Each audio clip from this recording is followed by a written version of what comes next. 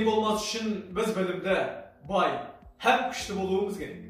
Білімді болуға оқу керек, бай болуға кәсіп керек, күшті болуға бірлік керек. Осы керектердің жолында жұмыс істеу керек. Иә, ұлттың ұлы ұстазы, бес арыстың бірі атанған Ахмет Байтұрсынұлының тағдыры қиын, арманға толы, дегенменде адамзатқа үлгі боларлық ғұмыр.